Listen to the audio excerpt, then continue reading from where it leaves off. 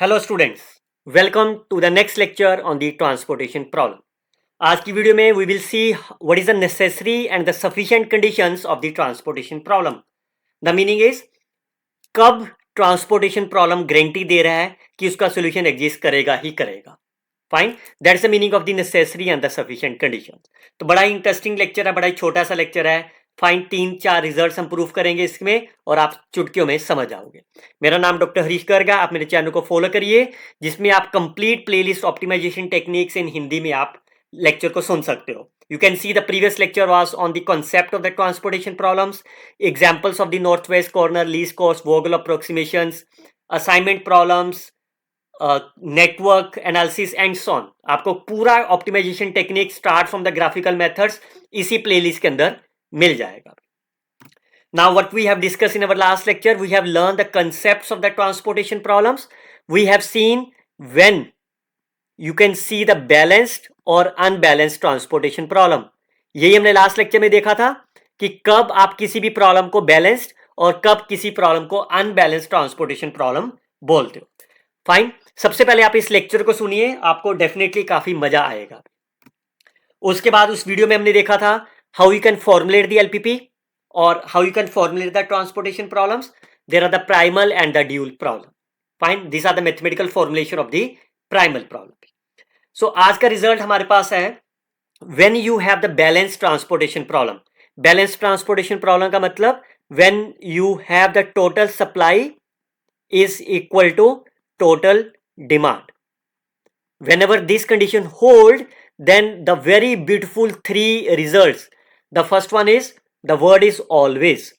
कोई भी balance transportation problem है वो हमेशा ही फिजिबल सॉल्यूशन होगी, मतलब उसका कोई ना कोई सॉल्यूशन तो एग्जिस्ट करेगा ही करेगा। फाइन, ऑलवेज फिजिबल है इसका मतलब वो कभी भी इनफिजिबल सॉल्यूशन नहीं देगी। और लास्ट वाले रिमार्क में देखो, वो कभी भी अनबाउंडेड भी नहीं देगी। लेकिन जब आप सिंप्लेक्स मेथड आपने पढ़ा था, वहां हमने देखा था ना कि सिंप्लेक्स मेथड आपके पास अनबाउंडेड सॉल्यूशन भी दे देती थी, फाइन, और इनफिजिबल भी देती थी आपके पास।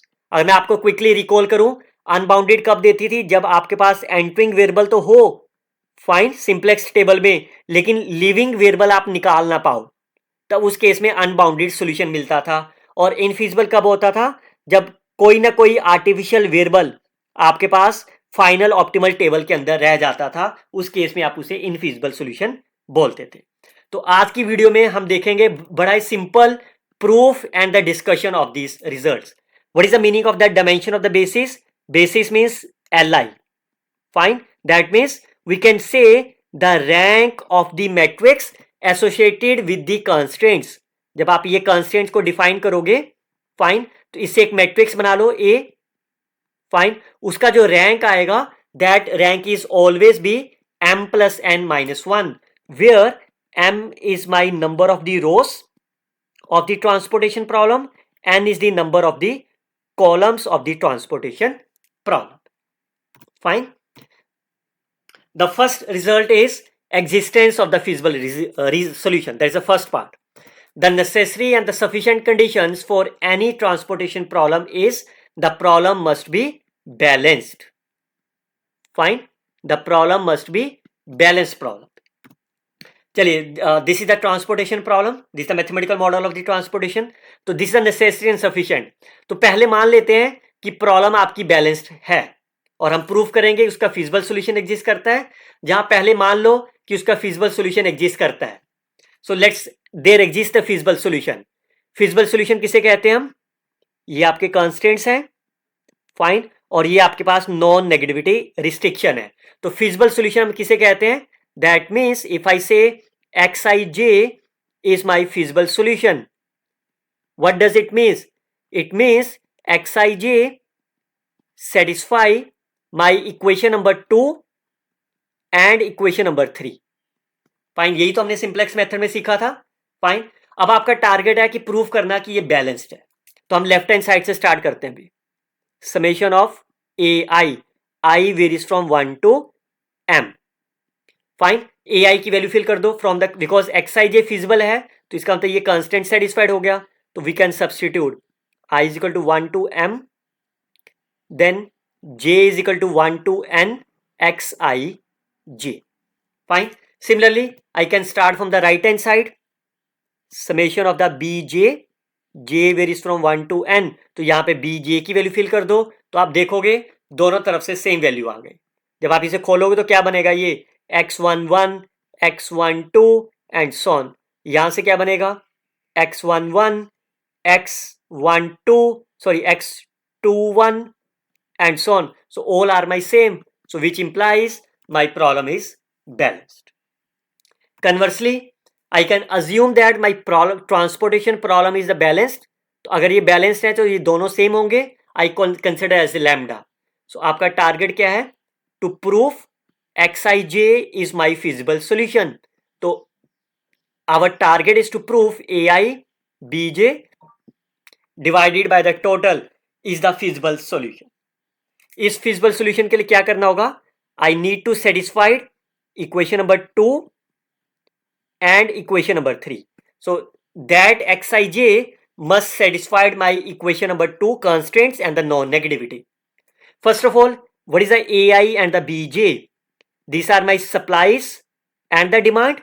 Fine. And supply and the demand is always greater than or equal to 0. Fine. Whenever ai and bj is greater than 0, that means lambda is also greater than or equal to 0. Fine. So xij, by using this definition, xij is also greater than or equal to 0. Lambda can never be 0 because it's a sum of the numbers. So sum of the numbers can never be 0 unless all the ai's are my 0. अब आपका क्या target रह गया कि xij इसको satisfied करें. तो हम लेफ्ट हैंड साइड से स्टार्ट कर लेते हैं. पहली इक्वेशन इसमें फिल कर देते हैं xij की value. The summation is with respect to j. So ai is outside, lambda is outside. तो बाकी क्या बच गया, summation of the bj, j varies from 1 to n. तो ये किसके बराबर है, lambda. So that means this lambda और ये लैम्डा कैंसिल हो गया. That is my ai. तो फर्स्ट वाली satisfied. Similarly, I can substitute in the second one. ai bj divided by lambda, I varies from 1 to m. तो I के साथ summation चलेगा. bj is outside, lambda is outside, outside is ai. So from this equation, इसकी value कितनी है, lambda के equal है. ये फिर से कैंसिल हो जाएगी. That value will be bj. So that means the constants are my satisfied. So once both the conditions satisfied, therefore xij is my feasible solution. Next result, the dimension of the basis, that means the rank of the transportation problem, or you can say the number of the linearly independent set of the vectors. For any transportation problem, we know the total number of the variables कितने आएंगे, mn, और total number of the constants are m plus n. लेकिन rank कितना कह रहा है ये आपसे, m plus n minus 1. तो इसका मतलब एक कांस्टेंट आपका क्या होगा, रिडंडेंट होगा. Fine. So your target is to show one of the constant is redundant. Fine. Now problem आपकी बैलेंस है, तो इसका मतलब ai is equal to b j. यहां पे ai की वैल्यू फिल कर देता हूं मैं. तो क्या हो गया, summation i varies from 1 to m. Fine. j varies from 1 to n of xij, और b के जगह पे रहने दो ऐसे b. फाइन. अगर आप इसको डायग्राम में देखो, fine, m, what is the m is number of the rows. Fine. n is my number of column. तो ये पहली बात बैलेंस होनी जरूरी है. अब राइट हैंड साइड देखते हैं, bj मतलब इन सबका सम. अगर मैं इसमें से सिर्फ b1 प्लस b2 और up to b of n minus 1 निकाल दो, मतलब फर्स्ट n माइनस 1, तो ये क्या होगा, पहला नंबर आपका एलोकेशन x11, x21, तो ये नंबर भी आपका n जो है वो n माइनस 1 तक हो जाएगा. Fine. So I can add the first n minus 1 columns. Clear. अब आप अगर दोनों को माइनस कर दे आप, तो क्या बनेगा, राइट हैंड साइड क्या बन गई, b1 b2 से लेके bn. फाइन. और इक्वेशन नंबर 2 की क्या है, b1 से लेके b ऑफ n माइनस 1. जब आप दोनों को माइनस करोगे तो right hand side is only my bn. Clear. Left hand side क्या बनेगी, लेफ्ट हैंड साइड देखो, अगर आप इसमें से, अगर आप इसी डायग्राम में से देखो, ये आपके पास क्या था, इक्वेशन नंबर 2, इक्वेशन नंबर 1 क्या है आपकी, पूरी। तो जब जैसे आप माइनस करोगे तो पीछे क्या बच जाएगा आपके पास, ये कॉलम बच जाएगा, फाइन। और इस कॉलम के का सम को कैसे लिखोगे आप, एक्स, जे तो फिक्स है ना आपका, i varies from 1 to m, so right hand side is, ये रह गया ना, फाइन। और लेफ्ट हैंड साइड मैंने जैसे ही बताया एन तक, n-1 कैंसिल हो जाएगा। तो ये क्या है आपके पास, this is only the nth constants, you can see x of i n, ये आपकी एलपीपी है ना, फाइन। अगर मैं यहाँ पे j की वैल्यू को n ले लूं, दैट इज nth कॉन्स्टेंट्स, इसका मतलब क्या हो गया, one of the constant is redundant. आप बैलेंस ट्रांसपोर्टेशन प्रॉब्लम से एक कॉन्स्टेंट रिड्यूस कर सकते हो। तो that's a number of the basic, basic means li means the rank is at most is m plus n minus 1. The solution of the transportation problem is never unbounded. चलिए, ये LPP आपके पास है, fine. ये formulation detail lecture में मैंने इस lecture में बताई थी आपको, fine, in the our last lecture, concept of the transportation problem.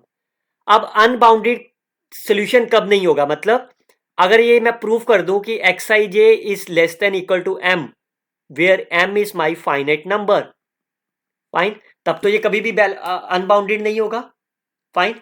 तो बड़ा ही आसान है, देखिए इसकी एलोकेशन कितनी है x11, इसकी एलोकेशन कितनी है x12 एंड सो ऑन, इसकी एलोकेशन कितनी है x21। तो ये b1 कैसे बनेगा आपका, from the first constraint x11 x21 up to xm1। और अगर a1 की बात करें तो ये कैसे बनेगा, x11 x12 से लेके x1n। अगर आप दोनों को ध्यान से देखो तो ये x12 आपका क्या हो रहा है, रिपीट हो रहा है। सिमिलरली जब आप b2 और a1 को करोगे तो x12 आपका रिपीट हो जाएगा। That means it is clearly say the each variable appears twice, fine, one in the each row, one in the each column. और ai एंड bj, ai और bj आपके पास हमेशा ही पॉजिटिव नंबर है, because this are the supply and the demand. और हर चीज का कोफिशिएंट क्या आपकी इस केस में 1। तो मैं क्या कह सकता हूं, एक्स आई जे, एक तो इसकी वैल्यू पॉजिटिव आएगी, और इस डायग्राम के अकॉर्डिंग इस x11 की मैक्सिमम वैल्यू कितनी हो सकती है, या तो a1 से कम आएगी या फिर b1 से कम आएगी, फाइन। तो अगर मान लो चलो कि इसकी वैल्यू जो है आपकी, इसकी वैल्यू 5 है और इसकी वैल्यू है आपके पास 6, फाइन। तो इसको कितना, सप्लाई आपने 5 करी, डिमांड, सप्लाई 5 की है, डिमांड 6 की है, तो यहां पे कितना नंबर आएगा, दैट विल बी 5। 5 ही तो दे सकते हो ना इसको, और ये 5 को क्या लिख सकते हो आप, minimum of 5 and 6। So in general I can say it's a minimum of a i and the b j, fine. सो इसका मतलब एक्स आई की जो मैक्सिमम वैल्यू है वो less than equal to a i and the b j होगी। But we all knows a i and the b j are my finite number, fine, because this are my supplies, ये कभी भी infinity नहीं होगा। तो अगर ये कभी भी इंफिनिटी नहीं है तो इसका मैक्सिमम वैल्यू भी आपको क्या मिलेगा, finite number.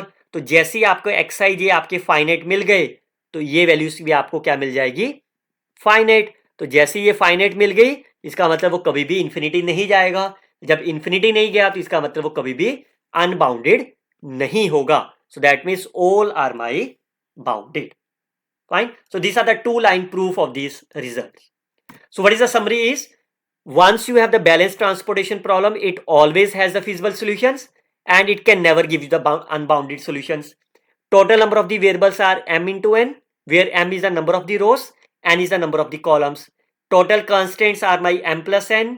Total solutions is less than equal to m plus n minus 1. यहां से 2 केस बनेंगे, अगर आपके पास solution exactly m plus n minus 1 हो गए, then we call as a non degenerate basic feasible solutions. और अगर ये less than of the m plus n minus 1 है, then we call as the degenerate BFS solutions. Fine, clear. Less than होंगे तो m plus n minus 1 होगा, अगर equality है तो m plus n minus 1 solutions मिलेंगे आपको, ठीक है। तो समरी इज अब आपको ये सॉल्यूशंस इतने तो मिल जाएंगे, अब उस निकालोगे कैसे? That we can find by using the north west corner methods, least square method और the Vogel approximation methods. Fine, ये सिर्फ आपको इनिशियल सॉल्यूशन प्रोवाइड करेंगे।